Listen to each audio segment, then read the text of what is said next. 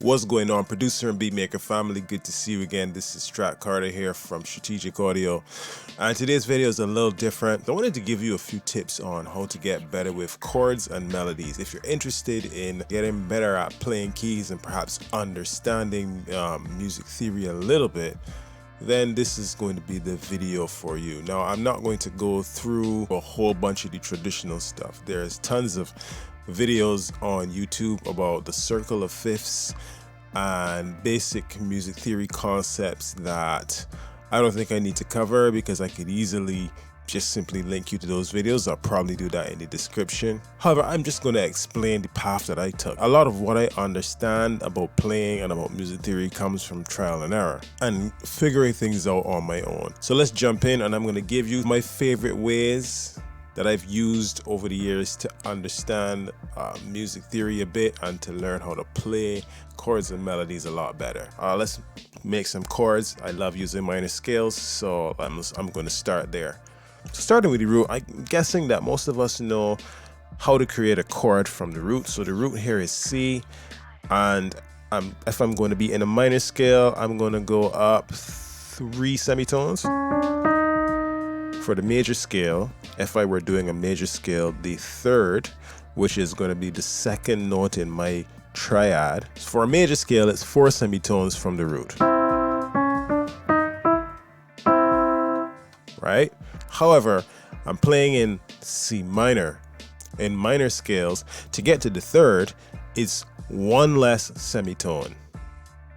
So it's 3 semitones from your root. So you hear the difference. The difference between minor and major chords tends to be right here, where the minor chord has a more melancholy feel than the major chord. Because in this case, you're using that D sharp. The last part of the triad is going to be 7 semitones up from the root note. So G. So for a while, I used to just play basic chords. I would add some bass notes with my left hand. So let me just show you what I mean.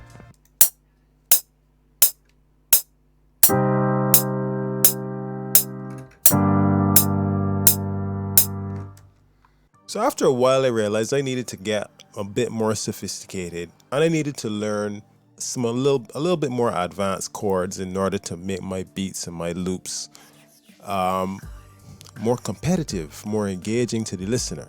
And it's really very simple once you understand that what you're really doing is you're counting semitones from the root. So if I wanted to play a C minor 7th chord, so to get your 7th note, remember we're in a minor scale, you achieve that in the minor scale by counting 10 semitones up from your root note. So the root note is C. 1, 2, 3, 4, 5, 6, 7. That's your 5th. 8, 9, 10. In the minor scale, this is your 7th. And this note adds a beautiful dimension to your normal C minor. Let's take it out.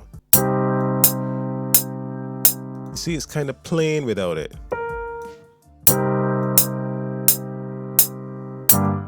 With the G minor chord here, you can do the same thing. You can count 10 semitones up from your G.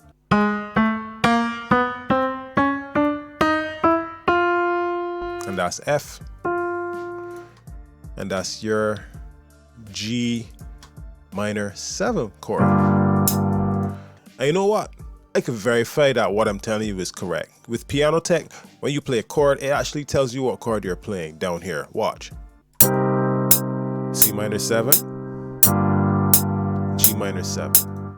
So that is 7th chords. Let's talk about 9th chords. Let's get rid of these. I was really bamboozled and confused when it came to 9th chords. I used to wonder, how am I going to figure out how to play 9th chords? So not that long ago, actually, I figured out it's a lot simpler than I had been making it. So let's figure out what the 9th note is in the C minor scale, and then we can go ahead and play a C minor 9th chord. So we already understand that this is your C minor 7th chord once we add that A sharp. And we got the A sharp by counting 10 semitones up from the root. 1, 2, 3, 4, 5, 6, 7, 8, 9, 10. And so this is it. To add the 9th, you count 14 semitones up from your root. It's a lot of counting, I know. Let's go. 1, 2, 3, 4, 5, 6, 7, 8, 9, 10, 11, 12, 13, 14. That is your C minor 9th. It's beautiful. Let's verify it again by using Piano Tech. There we go, C minor 9. So let me make a note here that with the major scale, it's different. Okay, let's make this into a major scale by moving your 3rd up 1 semitone, because remember, in the major scale, your 3rd is actually 4 semitones up from the root. Your 5th is the same. Your 7th in the major scale is actually here. That's 11 semitones up from the root. And that is your major difference. This right now is a C major 9 because the 9th is the same. Let's verify with Piano Tech again. See that? C major 9.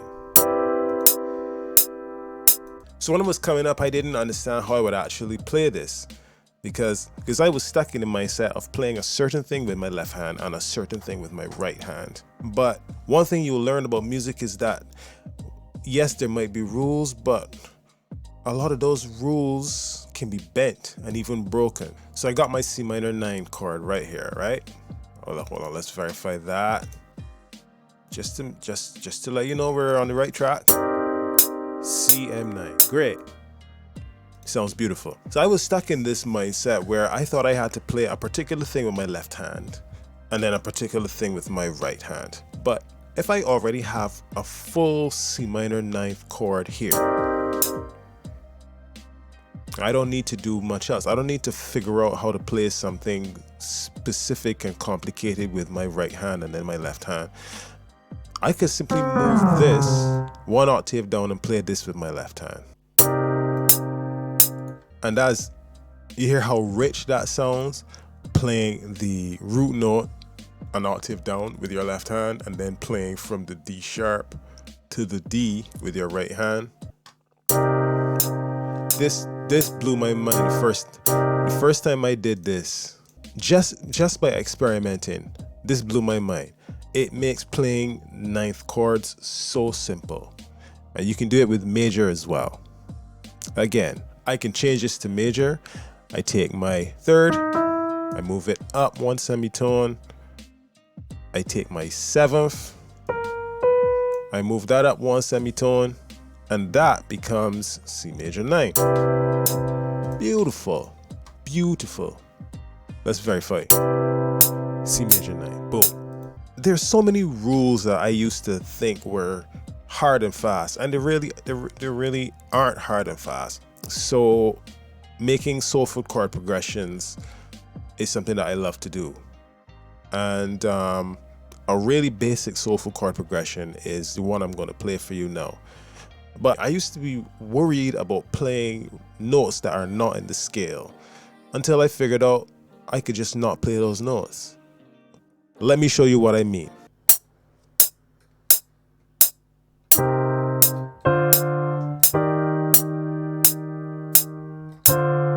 All right, play that with my MIDI keyboard. Let's take a listen to that.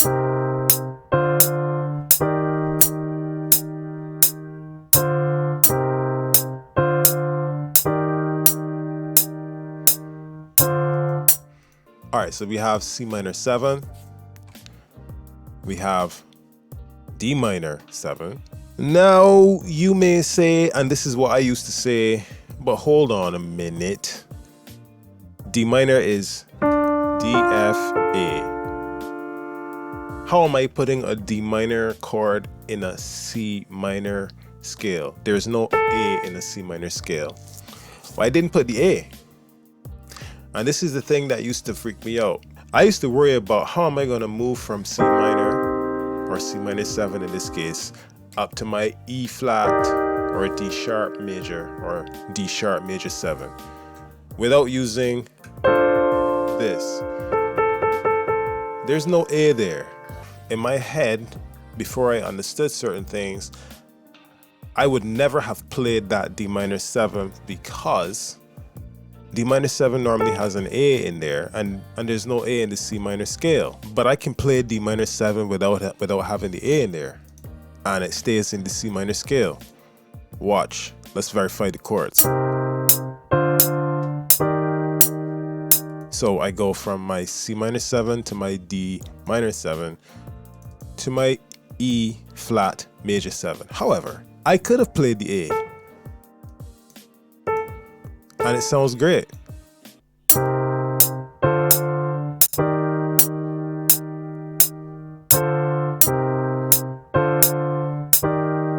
The reason it sounds great and there is a note in there that doesn't belong to the C minor scale is because when you add that note in there, it's no longer the C minor scale. Look at the notes we're playing. And again, you can go back to basics and look at the circle of fifths and try to understand the connection between certain scales. But I can add that note in there, that A, and this becomes a G minor scale. All the notes are in the G minor scale. The difference between the G minor and the C minor scale is really just these two notes. C minor scale has this note, G minor scale does not. G minor scale has this note, C minor scale does not. And it's when you begin to understand these things. First of all, I had to understand that I could step up from my C minor 7 to my D minor 7th without having to play that A, and it's still a D minor 7, and finish it here with my E flat major 7. And I also had to understand that even if I stepped up from my C minor 7 to a full D minor 7th, including the A, that it was okay. It just changes the scale, but it's okay. So let's talk now about playing melodies on top of chords. One way that I learned how to do it is by understanding the major and minor pentatonic scales. So just like with regular major and minor scales, there is a formula for it, and it works really. It's easy to learn if you understand the numbers of the various notes. So the C, in this case, the root is the 1. So with your minor pentatonic scale, that's what it sounds like.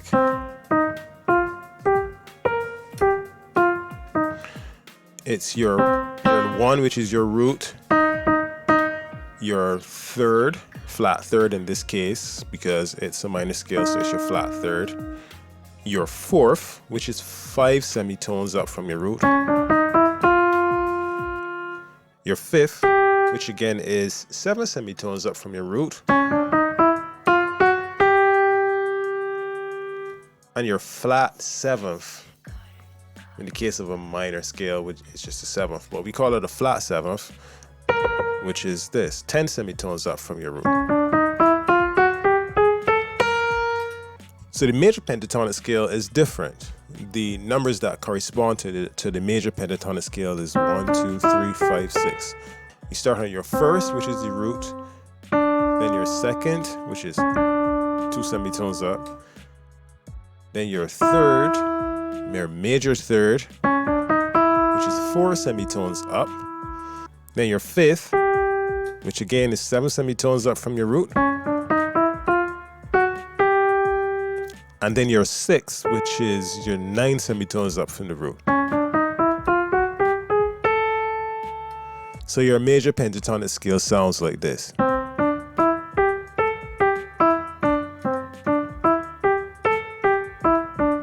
Once I understood that, I also understood that playing in pentatonic scale on top of a chord progression it almost seemed like magic. It made it so easy to freestyle and play melodies on top of chord progression. So here we have a chord progression based on the C minor scale, and I am just going to play it, and then I'm going to improvise a melody over it using the minor pentatonic scale in C.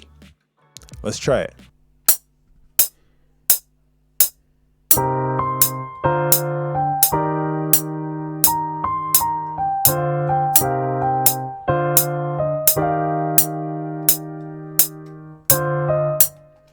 I just kind of played notes at random in this C minor pentatonic scale, and they all seem to fit. They all worked. I didn't think about it. I literally just played notes within the pentatonic scale at random.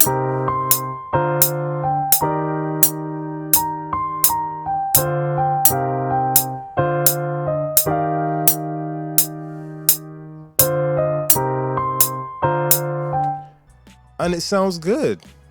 And once you understand that, it becomes easier.